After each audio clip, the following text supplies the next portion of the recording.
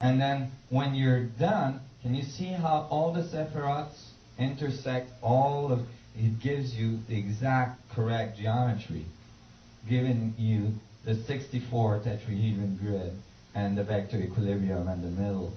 That's just fantastic. That's just fantastic. I was just mind blown.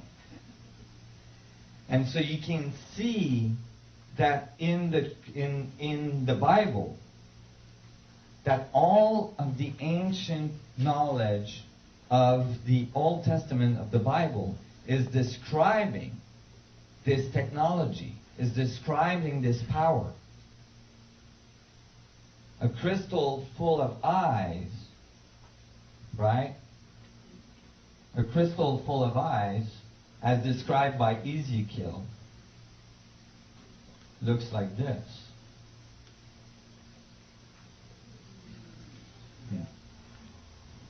The petals of the intersecting field of each tetrahedron generating singularity generates eyes-like structure, and certainly would generate a lot of radiance and a lot of rainbows if it's a mini black hole. And so I was looking at it, and I started to trace back the movements of the ark. And because we're running out of time, I'm not going to go into too many details on that. But the ark seemed to have moved from one place to the other, and every time it would move from one place to the other, the symbol of the star tetrahedron, the Star of David, would change name. For instance, the ark went to Zion. The star tetrahedron was called the Star of Zion. Then the ark went to Solomon. The star tetrahedron was called the Shield of Solomon. Then the ark went to David, and the star tetrahedron was called the Star of David. So you could actually map the geometry directly to the movements of the ark. So you knew that the geometry was directly related to the ark. And so I started to see more and more evidence of it.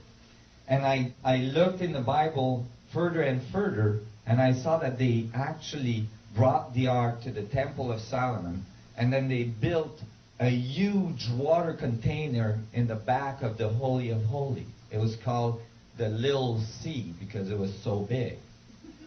And they would charge the water with the ark. You see? And so I was very excited. I was like, because then I realized that all of the pyramids in Egypt, including the pyramids in South America and Mexico, had waterways that were diverted to go through it. All the pyramids of Egypt had waterways going from the Nile into the pyramid. So they were charging the water with the ark, and then they would allow the water to be used in the fields, and they would get incredible crops. And that's what eventually started baptism with that water, holy waters, and so on. And incredible crops. Every year at Yom Kippur, the ark would be taken out of the Temple of Solomon and brought to the waters that they would irrigate the fields with for the rest of the year. Imagine a technology that creates a huge amount of coherency in the vacuum state polarization, in the structure of space-time around it. Any material that's around there, and certainly water, because water is so malleable, would take that imprint, would go into high coherence, and start to be able to download much more life force than originally. So I started to, I could see how this whole evolution So I'm going to jump ahead. I'm going to give you... Do you guys all follow this? Yeah. See, this is really like a step in a new understanding of what truly happened on earth. I'm kind of going to give you the whole package because I just don't have time to go into the details right now. But it's pretty obvious and it's pretty evident that actually that object has been on this planet for many, many years. That the sun gods brought it to man, and the first account of that object having been brought to man by the sun gods is in the Sumerian tablets, which says that the sun gods came to the earth and met with man on top of a mountain, just like the story of Moses. And at the top of the mountain, they give them the black sun, a black hole.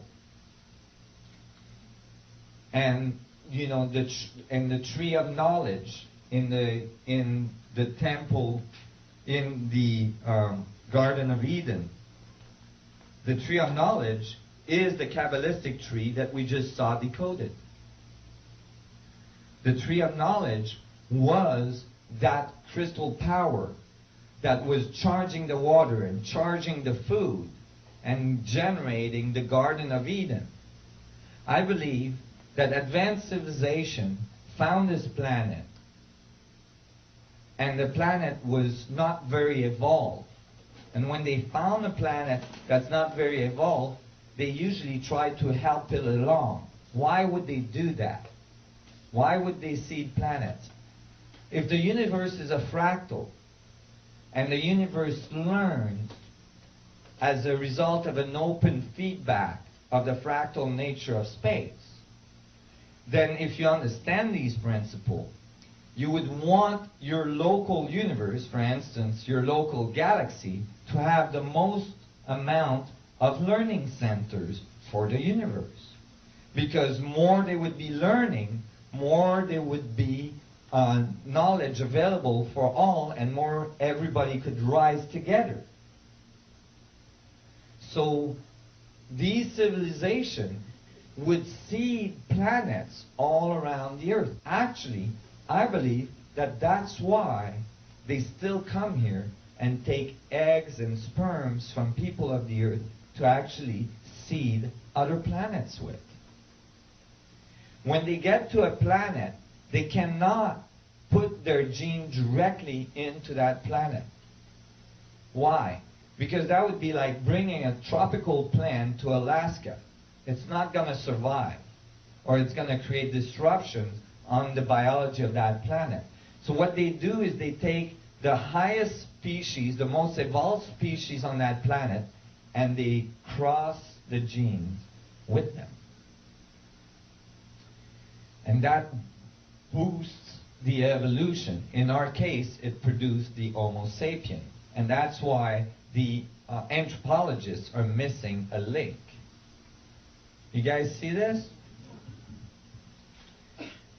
When they give the ark power, the tree of knowledge, to Adam and Eve, the first cross that they had made, Eve figured it out. She was smart. She figured it out. This is why it's represented as an apple, the apple being the double Taurus.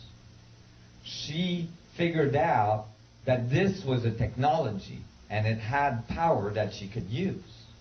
She figured out how to use that power.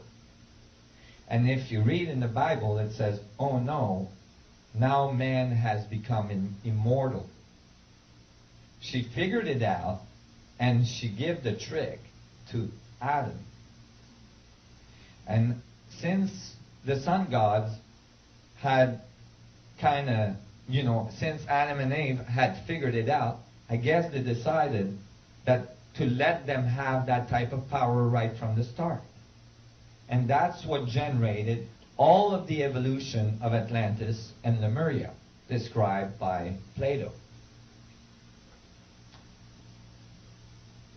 I know this is a lot to take in all at once, but I assure you, it's not coming out of the side of my mouth. It is coming out of a lot of research. Okay? The